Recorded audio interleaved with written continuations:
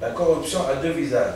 L'une est pour un bénéfice matériel personnel, l'autre pour les présidents nouvellement déchus, pour des pays en développement, l'autre, plus pervers, simplement à faire stagner une partie de l'humanité à un étage de sous-développé, de naïf et d'éternel assisté.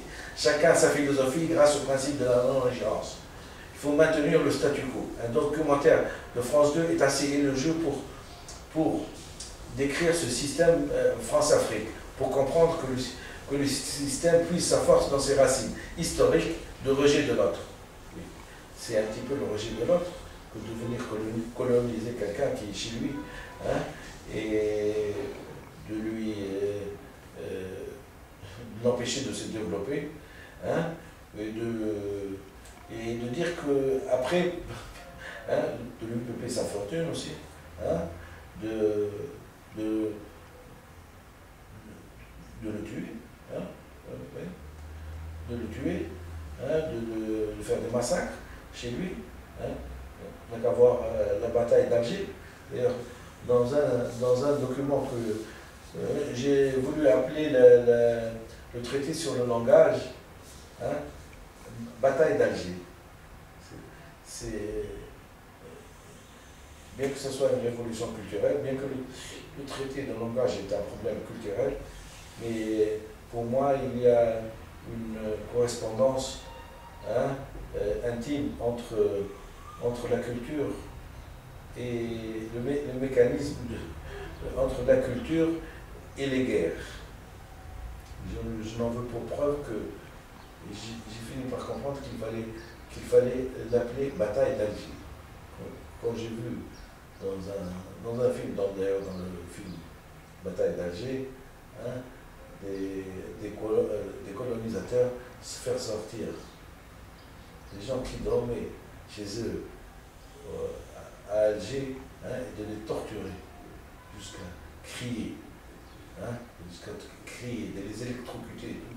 J'ai dit, et en finalité, bon d'accord, ils ont colonisé, bon d'accord, oui, mais la moindre des choses, l'humanité aurait voulu que, quel que soit le truc, on mette les paramètres du langage à la sortie. La guerre, d'accord, on s'est entretués, d'accord, mais il y a un moment où il faut instaurer la paix. Et la paix ne peut s'instaurer que sur des bases solides, sur des paramètres essentiels du langage. Ne pas me dire ça, c'est me laisser dans la vase du sous-développement. C'est comme me laisser dans un étang de vase. Et ça, il y a un problème. Il y a un problème de guerre, de colonisation, mais il y a le temps de la paix. C'est à partir le temps de la paix n'a pas été consommé. Et c'est pour ça que j'aurais... Pour moi, elle s'appelle Bataille d'Alger. Le traité sur le langage, Bataille d'Alger. Pour certains, ça n'a rien à voir, c'est des équilibrations, c'est presque du délire, mais pour moi, je souhaiterais, puisque c'est moi l'acteur de ce traité, eh ben, je l'appellerai Bataille d'Alger. Et je le dédierai aux gens qui ont perdu la vie qui ont perdu la vie pendant la colonisation. Et d'ailleurs, pour peu que la révolution avance, il y a un procès à faire, c'est de réclamer aux pays qui nous ont colonisés l'argent, puisque c'est un crime. Il faut qu'ils payent. Un crime contre l'humanité, un crime qui a été exercé, il faut qu'ils payent. Il faut qu'ils fassent les réparations. C'est ça l'évolution de la civilisation. On me colonise, d'accord, on m'empêche de me développer, d'accord.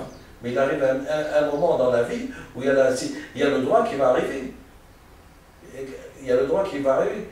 Donc il faut réclamer. Il faut réclamer. D'ailleurs, l'Algérie qui est assez à cheval sur son droit de truc, a réclamé il y a 2 ans ou 3 ans qu'on soit remboursé, qu'il soit remboursé des années de colonisation. Et voilà. Et voilà comment on a peur de la récession mondiale. Parce que à partir du moment où on va faire de la réparation des gens qu'on a colonisés, vous allez, il faut bien comprendre qu'il va y avoir des trous dans les capitaux, comme on dit. Vous voyez, dans le budget. Profite, voilà. Parmi tant de frénésie,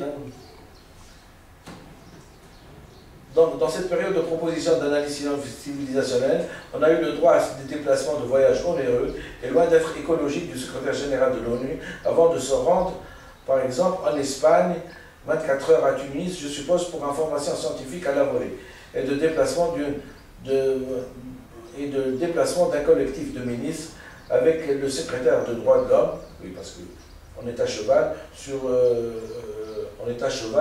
quand il s'agit de droits de l'homme, on est à cheval sur le décor, comme on dit. Les droits de l'homme, le droit d'un être humain de parler un langage reconnu par l'inconscient, il n'a jamais été évoqué. Mais les droits, par exemple, je ne sais pas moi, le droit d'une personne qui a traversé la Méditerranée pour survivre, pour survivre et pour essayer de trouver un boulot, là, non, il n'a pas le droit. Mais pour d'autres droits, si. Le droit de chercher celui qui a assassiné Kadhafi. Mais c'est comme ça. C'est comme ça, je n'arrive pas, par exemple, ce que je ne refoule rien. Donc, à partir du moment où je ne refoule rien, il y a des vérités qui sortent et que je n'arrive pas à les refouler. Bon, ça m'engage. Je ne souhaiterais pas interpréter ce silence statu quo envers moi, mais je souhaiterais que vous le faites. Je ne rajouterai pas une couche sur les causes suspectes, les exemples foisonnent chaque jour en pleine lumière. Il suffit de lire les journaux pour découvrir la face cachée de certains diplomates et de leur fréquentation suspecte. Ayant conscience de la certitude de mes connaissances, d'ailleurs authentifiées par M. Jean Laplanche, et découvrant la réticence à m'aider et faisant valoir mon droit, j'ai présenté ma candidature au prix Nobel de la paix 2010. Voilà, c'est tout ce que j'avais à dire.